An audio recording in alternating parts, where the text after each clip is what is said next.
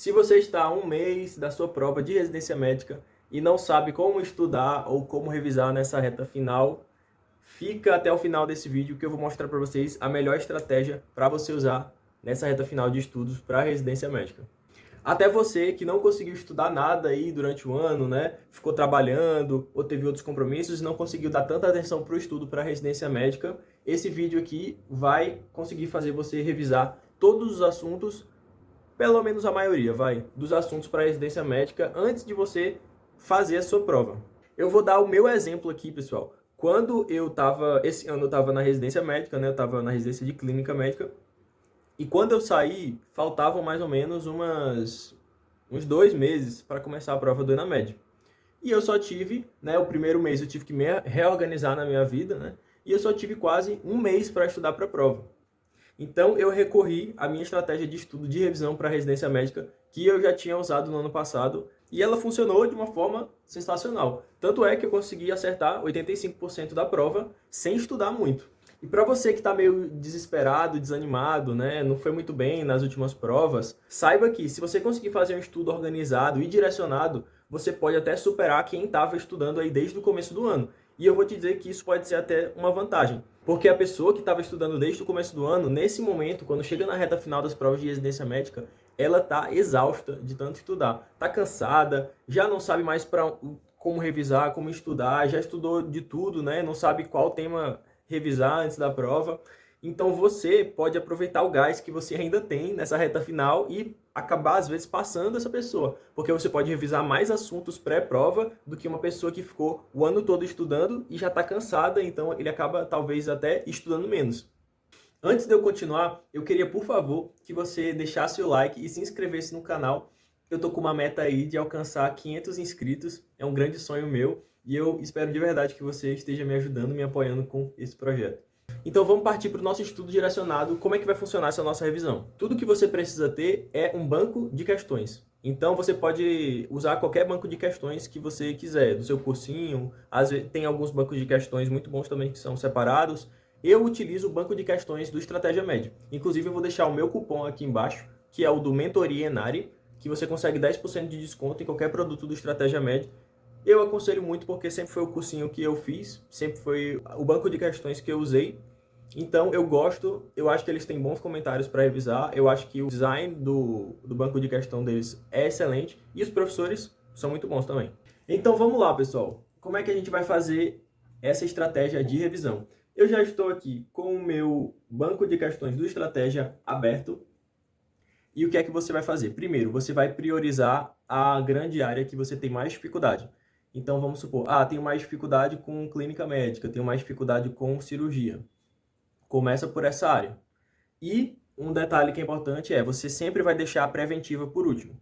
Porque preventiva é uma prova que você consegue fazer montando uma linha de raciocínio ali, e na prova de preventiva cai muita questão que é de clínica médica, de GO, de pediatria. Então você estudando essas áreas, você também já vai estar estudando um pouco para preventiva. Então vamos lá. Como é que você vai fazer? Quando você estiver aqui no seu banco de questões, vamos supor, a minha área que eu acho mais difícil é cirurgia. Então, no primeiro dia você vem aqui em cirurgia e vai fazer questões de cada tema várias vezes no dia. Então, por exemplo, cirurgia, vou começar por avaliação pré-operatória aqui. Comecei, vou resolver questões, filtra sempre pelas mais recentes e começa a fazer as questões. Resolve uma, resolve duas, resolve três. Quando chegar ali mais ou menos umas 20, 30 questões que você fizer, você vai para o próximo assunto. Então, sistema de questões, sair, fui para o próximo assunto. Você pode estar se perguntando, como é que eu vou saber em que momento pular para um próximo tema? Você pode fazer todas as questões do último ano, ou seja, faça todas as questões de 2025, ou se o assunto for muito grande, ou seja, se tiverem muitas questões em 2025, você pode fazer ali no máximo umas 30 questões que está suficiente, beleza? Então, prosseguindo aqui, você continua aqui e vai fazer agora questões de princípios de anestesiologia. Vai fazendo, até terminar as questões de 2025 ou até bater as 30 questões. Feito isso, volta de novo lá. Agora você vai fazer questões de REMIT. E vai fazendo questões. Faz até acabar as de 2025 ou até você chegar no limite aí de 30 questões, mais ou menos, é o suficiente. E aí você vai fazendo essa escada. Então você vai descendo até você resolver todos os temas de cirurgia. Então você vai ter visto todos os temas de cirurgia aí. Eu creio que você consiga fazer isso em uma semana e meia. Depois que você terminar a cirurgia, você vai para a segunda que você acha mais difícil. Então, vamos aqui para a clínica médica. Aí, o que acontece? Em clínica médica, a gente tem uma estratégia um pouco diferente. Como clínica médica é muito grande, você, se fosse para revisar tudo de clínica médica, você provavelmente ia precisar mais de um mês para revisar a clínica médica. Então, o que você vai fazer? Você vai abrir a sua instituição aqui com a instituição que você quer fazer. Vamos supor que você queira prestar prova para a UERJ. Então, vamos colocar aqui a UERJ. Selecionamos a UERJ e vamos ver aqui clínica médica na UERJ. O que é que mais cai em clínica médica da UERJ? Né? A gente pode ver aqui, ó. Eu vou clicar aqui em cardiologia. Eu vi que cardiologia são aqui, ó, 75 questões que caíram na UERJ. Vamos ver aqui em dermatologia. Dermatologia foram só 17. Então, o que eu tenho que priorizar? Né? Eu preciso estudar mais cardiologia do que dermatologia, porque dermatologia só foram 17 questões. Endocrinologia foram quantas? 96. Então, olha só que impressionante. Teve mais questões de endocrinologia do que de cardiologia. Então, a gente precisa estudar mais. Seguindo, você vai fazendo isso para os outros temas. Gastro, 63. E aí, o que é que você pode fazer também? Você pode abrir dermatologia aqui e ver quais questões caíram dos subtemas para você revisar. Então, vamos supor aqui, eu vou clicar aqui em lesões elementares. Perceba que lesões elementares nunca caiu questão. Olha só, a gente tem 0 questões em lesões elementares. Então, você não precisa estudar esse tema, vai para o próximo. Dermatoses papulo-escamosas, uma questão, não vou perder meu tempo estudando uma questão só não. Então, pode passar para a próxima. Doenças eczematosas, 2 questões, não vale a pena também. Agora, cliquei em miscelânea aqui, me veio 7 questões. 7 questões já é um númerozinho que eu posso revisar. Então, eu vou fazer algumas questõezinhas aqui.